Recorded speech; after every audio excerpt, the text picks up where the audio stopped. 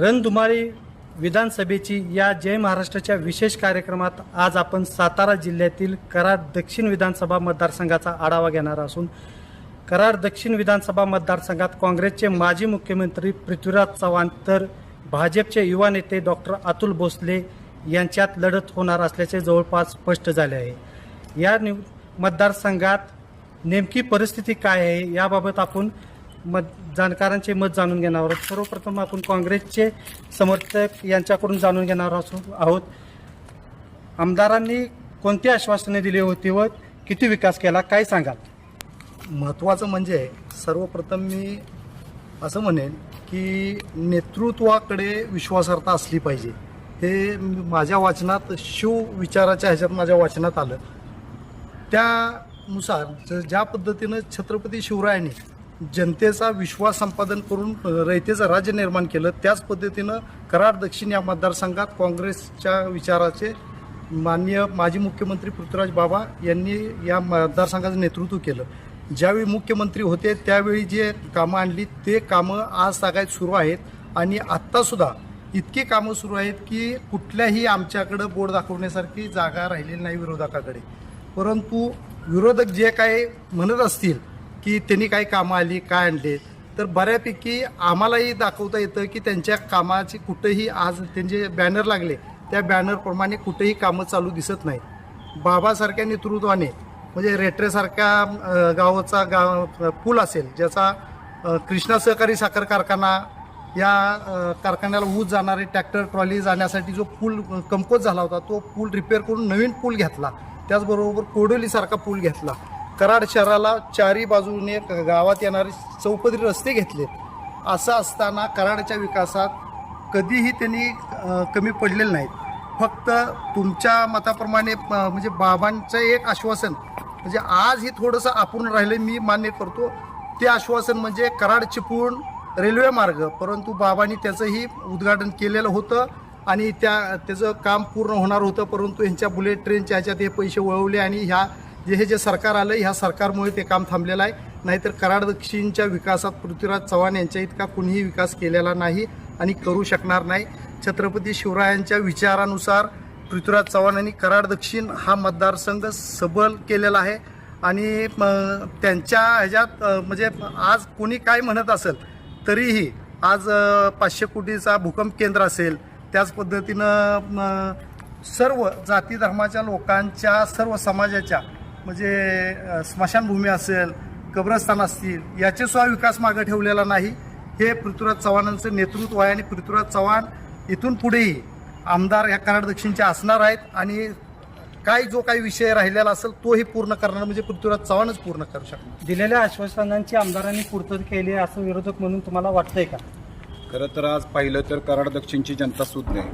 आज कराड दक्षिणमध्ये आदरणीय अतुल बाबाजी भोसले यांनी स्वतः आमदार नसतानाही 722 कोटीच्या आसपास निधी आणला आहे। हे सांगत असताना मला अभिमानानं हे ते नमूद करावं वाटतं की आज कराड शहरासाठी प्राथमिक स्वरूपात 96.50 कोटीचं स्टेडियमची मंजुरी आणलेली आहे। त्याचं टेंडर नुकतंच आता प्रसिद्ध झालेलं आहे। तसंच कराडसाठी 50 कोटीचा रस्ता, कराड दक्षिणसाठी आज 722 कोटीच्या वरती विविध फंडातून निधी उत्पादन केलेला आहे। जर स्थानिक आमदार एवढेच कॅपेबल असते तर आम्हाला हा निधी आणायची गरजच नव्हती। आज यांनी आत्ताच आमच्या मित्रांनी सांगितलं की मुख्यमंत्री असताना त्यांनी निधी आणला, म्हणजे त्यांनीच मान्य केलं की ते ज्या वेळेला मुख्यमंत्री होते त्याच वेळेला निधी आणला।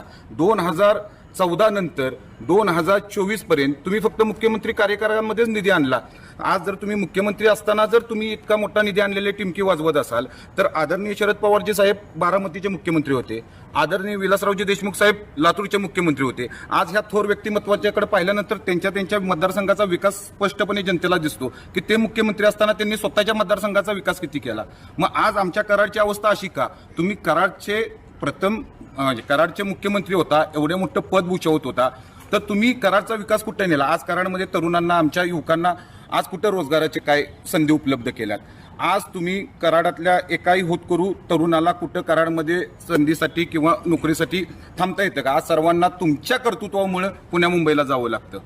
ही आज कराडच्या जनतेची शोकांतिका आहे। आणि राहिला प्रश्न, जर तुम्ही बोलत असाल तर कराडवरती जे संकट आली कराडच्या जनतेला, सुज्ञ जनतेला माहिती आहे की कोणताही जाती धर्म न पाहता, कुठलाही राजकीय अराजकीय विषय न पाहता आज भोसले कुटुंबानं कराडच्या जनतेला किती मदत केली कोरोना काळामध्ये. त्यानंतर कराडचा पाणी प्रश्नाचा विषय आला, स्थानिक आमदार कराडमध्ये नव्हते, कोरोनाच्या काळात स्थानिक आमदार कराडमध्ये नव्हते. मग कराडच्या जनतेच्या प्रश्नाच्या हक्काच्या वेळेला इथं कोण उपलब्ध असतं याचाही विचार सर्व जनतेनं केलेला आहे. आणि जे विरोधक आज नेरेटिव्ह सेट करतात त्याला कोणतीही जनता कुठल्याही प्रकारचा थारा न देता उगवत्या नेतृत्वाच्या मागे ठाम राहतील. या व्यतिरिक्त अजून कोणते महत्त्वाचे मुद्दे आहेत, तुम्ही काय सांगाल? युवकांच्यासाठी येणाऱ्या आमदारांनी काय करावे? कराड शहरामध्ये महत्त्वाचे मुद्दे म्हणजे कराड शहरामध्ये जी कामं होतात त्याचं क्वालिटी कंट्रोल टेस्टिंग होत नाही, वारंवार रस्ते खराब होतात. तर जे लोकप्रतिनिधी, मी सगळ्या लोकप्रतिनिधीबद्दल, जे कोण लोकप्रतिनिधी आपला विकास निधीत आणतात त्यांनी त्या कामाची क्वालिटी नंतर काय आहे तपासली पाहिजे आणि आपण कोणत्या पद्धतीचं फंड टाकलं आहे, त्या पद्धतीचं काम झालं आहे का यावर लक्ष दिलं पाहिजे. तसेच कराडामध्ये आता वारंवार रस्ते 2 वर्षानं खराब होतात, त्यावर परत निधी टाकला जातो आणि परत ती कामं केली जातात.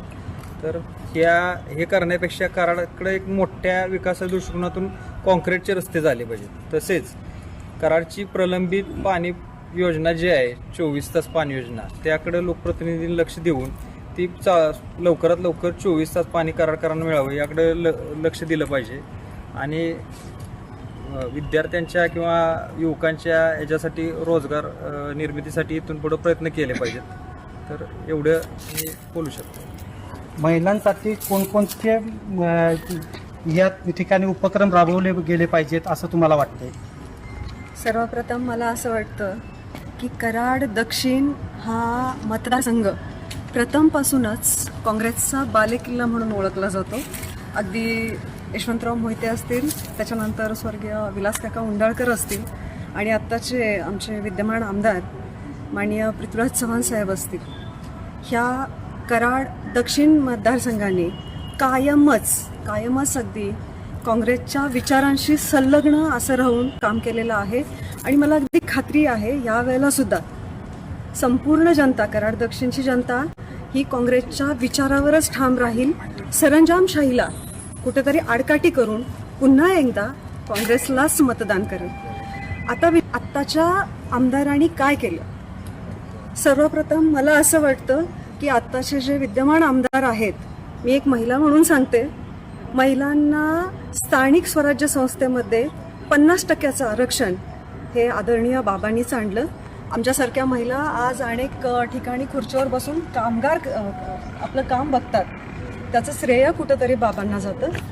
त्यानंतर स्त्रियांना जो रिस्पेक्ट म्हणतो आपण, आता आम्ही अनेक ठिकाणी काम करतो, अनेक पक्षात अनेक स्त्रिया काम करतात, पण जो रिस्पेक्ट किंवा जी चालना दिली जाती ती मला वाटतं काँग्रेसमध्ये जास्त प्रमाणात दिली जाते.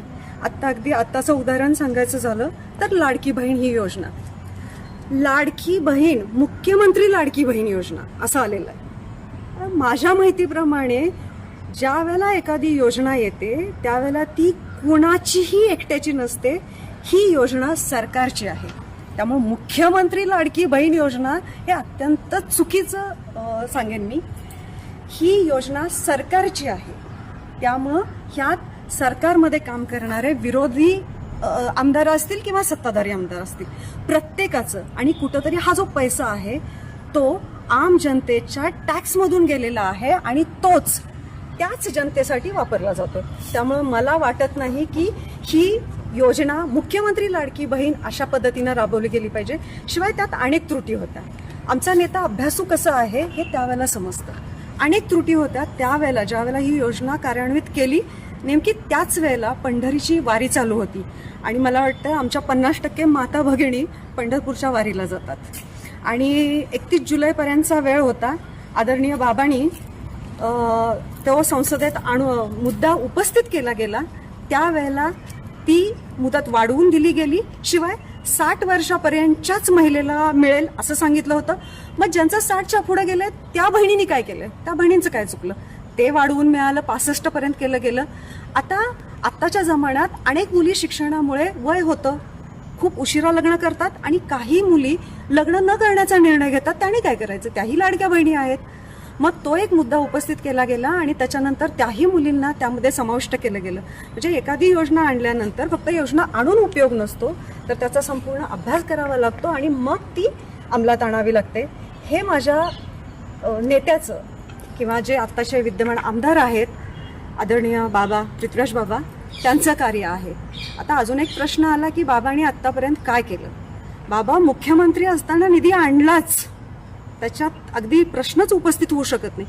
पण गेली 10 वर्ष सरकार नाही, म्हणजे बाबा विरोधात बसलेले आहेत.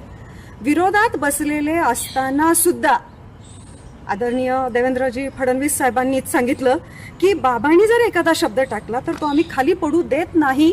म्हणजेच सत्ताधारी पक्षानं सुद्धा कुठंतरी माझ्या नेत्याची उंची काय आहे हे त्यांच्याच वक्तव्यातनं व्यक्त केलेलं आहे. त्यामुळं अशा नेत्याचे कार्यकर्ते असणं आणि असा नेता येणाऱ्या भविष्यात काय काय करू शकतो हे त्यांनी केलेल्या कार्यातूनच दिसतं. या निवडणुकीत कोण बाजी मारेल असं आपणास वाटतंय? कराड दक्षिणचा भौगोलिक विचार केला तर 2009 पासून पुनर्रचित मतदारसंघ निर्माण झाला.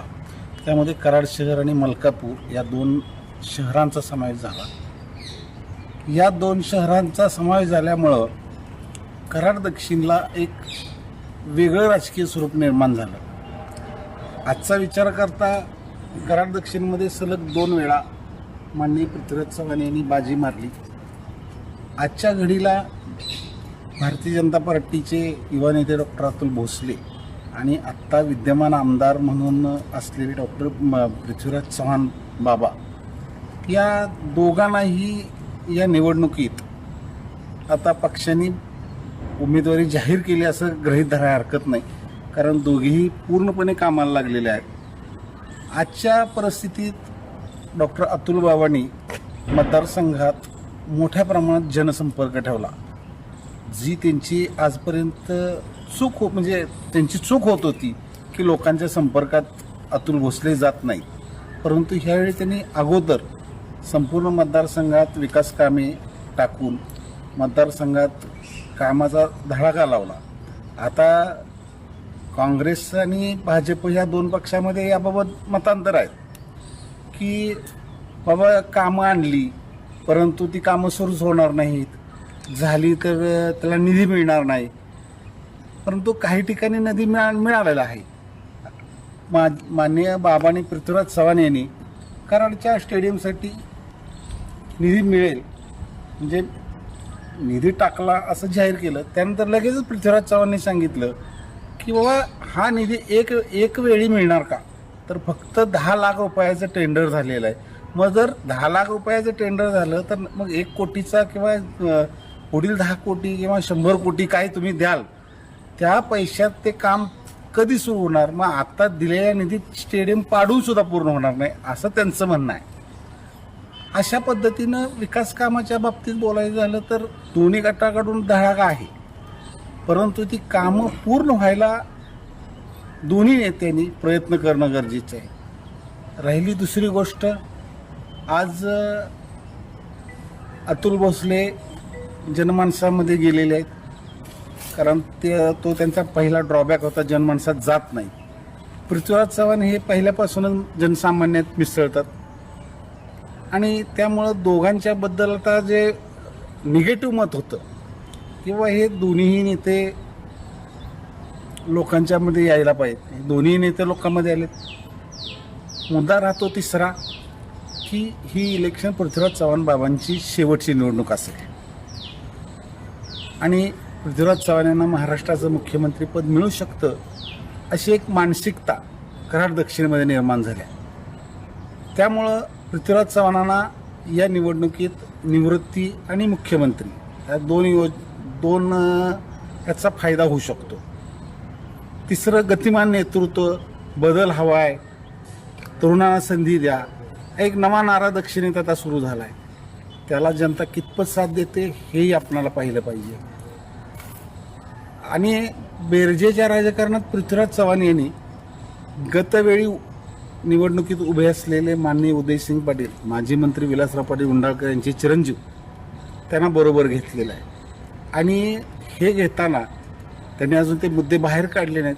पण ह्या निवडणुकीमध्ये तो मुद्दा येऊ शकतो की उदयसिंह पाटलांची ही निवडणूक सेमीफायनल असेल आणि यानंतर मी राजकारणातून बाजूला होईल असं होण्याची शक्यता दाट आहे आणि ते होऊ शकतं असंही दिसतंय.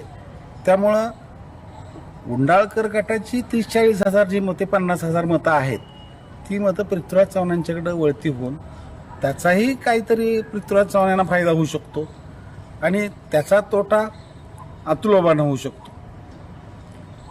आणि ही मतं एकत्रित केली तर गतवेळी पृथ्वीराज चव्हाण 9,000 मतांनी विजयी झाले होते. उंडाळकरांची 100% मतं येतील नाही येतील हा भाग बाजूला आहे, पण त्या मतातली काही मतं जरी आज अतुलबाबांनी आपल्याकडे वळवली असली तरी 100% काही त्यांना यश आलेलं नाही. त्यामुळं दोन्ही गटाचा विचार करता आजच्या घडीला दोन्हीही नेते आपल्या आपल्या परीनं ताकद लावून आहेत आणि ही ताकद त्यांना बळ देणारी ठरले. दोन्ही गटाकडून विजयाचा आत्मविश्वास बोलला जातोय, पण पृथ्वीराज चव्हाण आणि अतुल बाबा या दोघांनीही सामान्य माणसांना गृहीत धरून आमचा विजय होईल हे बोललं पाहिजे. केवळ माझा विजय होईल हे बोलून चालणार नाही. राज्यातील एक लक्षवेधी निवडणूक म्हणून कराड दक्षिण विधानसभा मतदारसंघाकडे पाहिले जाते. मात्र सुज्ञ मतदार कोणाला निवडून देते हे येणाऱ्या काळात स्पष्ट होईल. सुहास पाटील, जय महाराष्ट्र न्यूज, कराड.